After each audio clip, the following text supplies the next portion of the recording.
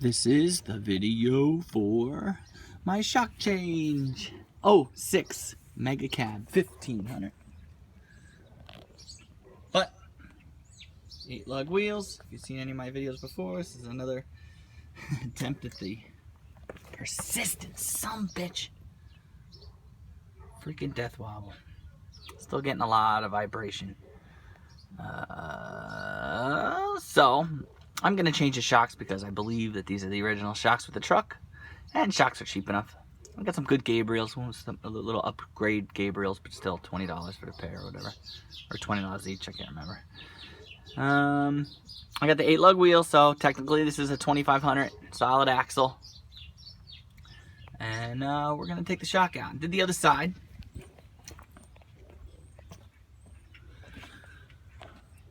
The other side is done. I'll show you how to do this side.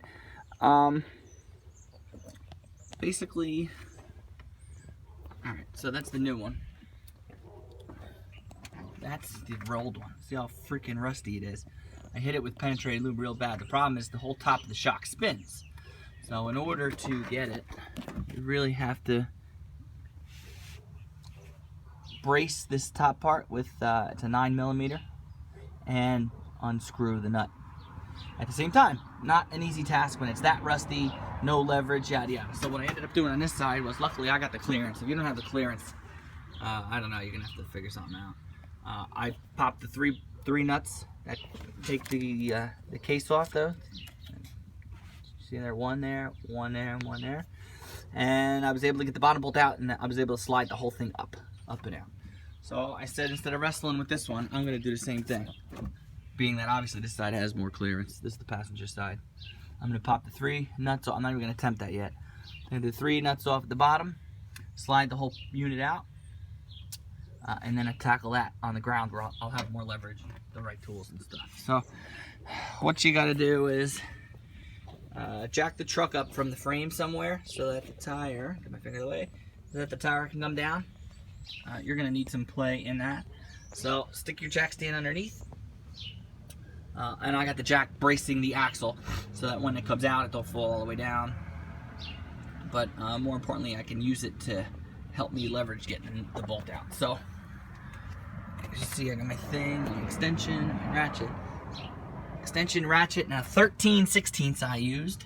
It's a little tight, but it should be the right size. I got a 12-point on there. If you get a regular 5-point socket, it should be fine. So you can see it on the bolt. It looks like a nut on the other end, but I think it's fixed to the frame, so you don't need to stick I don't believe you. I didn't. You didn't have to put anything on the end there. So, tire off, jack up. I'm going to loosen this bolt out, which is, I think I already did the hard work. Believe it or not, I'm actually getting lucky on this job. So you do this. That is not spinning. So this bolt's going to come all the way out. I'm going to loosen up my guy here, my other 2. Then I'm just, once you get the bolt out, just pull it, pull it straight out. The shock will straight up and out. The spring will stay, and this whole unit will come right up, and then we'll get putting a new one in. I guess it's worthy to note that I don't have a regular air box. I got a cold air intake. So for me, it's just a couple things, loosen up and pull it out. My bracket for my box. You just got to find out what the box connects to on your truck and pop it off. It all comes out usually. There's a 15mm on my 3 nuts down here. That's it, my big fancy extension. So this is coming off. The 3 nuts will come off, and I'll pull it right out. I'll give you a shot, I'll show you. Alrighty. So it's time to watch the magic happen. Magic of television. Boink! Look at that. Can I get any easier? Right now. Boink. Nuts on the bottom, boom. That's it, folks. Now, why do you think do I need shocks? Probably not. I've replaced half the front end already, so I mean I can push it down. I can push down on it relatively easily. A little bit of force. So this one probably wasn't as bad as the driver's side. It was a lot worse. So All right, I'll get my new shot. Oh, yeah, so the fun part, getting this separated. I'm gonna try to get my,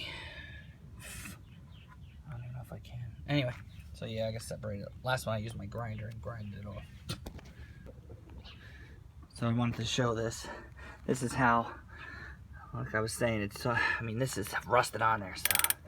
I got the 9mm on the end, using the ground as leverage into my foot, and I'm loosening the nut. And this is on there, real tight, so I don't know who, if they have a truck with miles on it, is able to do this kind of work vertical with the truck 50 feet in the air. So if you can, all power to you. I am not that lucky. Actually, this is a lot better than the last one went. I was using a 1/4-inch drive and I broke all 3 of them with the little mini socket. I was able to find a 9mm with a wider for the 3/8 drive. However, it's a 12 point, so I didn't want to round the nut. I didn't want to round the end of it. If I rounded the end of it, I'd really be in trouble. So at this point, I got it enough where worst case scenario, if it rusts up and won't move, I'll just cut it right there. I'll grind it, cut it off. So we look in good shape. So this is the new guy unboxed. I always leave the wire on till last. And get some hardware. Basically the top half of the strut, all the 2 rubber bushings. It's gonna go. This goes in the brace. So flat piece to flat. Then the curved, it's indented. That'll rest on top of the curved part. Alright, and on the other side, same deal. Flat to the up, and the curved part covering the curved part. So it'll go in the shock like this. It'll be like that. And like that. Alrighty. Let's slide this bad boy in. Okay, so got the bolt in place, hand tighten first always. It's anything I hate more than anything, it's stripping bolts and over tightening stuff. So let me see if I can get some light. Okay, so my next, I put the 3 nuts on. Oh god, here we go. Come on, focus. 3 nuts on my brace. Loose some thread, some spacing. I'm just gonna cut the wire now and kind of aim it towards the top. Obviously putting my bushing and metal piece in place. Let's see, it's gonna be very difficult with one hand. That's all. I'm gonna cut the wire and grind it. And it goes up pretty slow, so shouldn't have too much of an issue.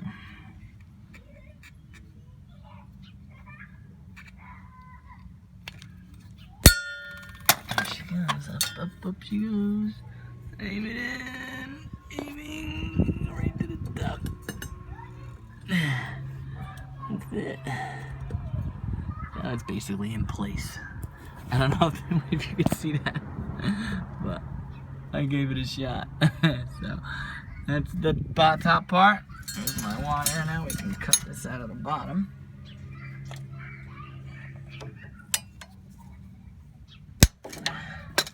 Pull it on out.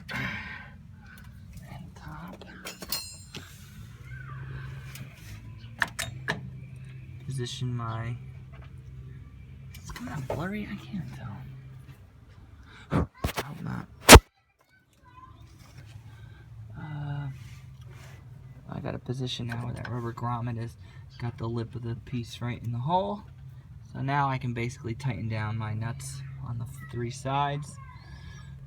Put my, here, I'll do that now. 1, 2, 3 pieces.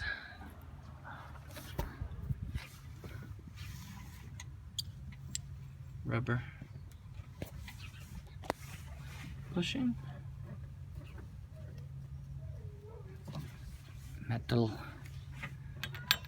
piece and nut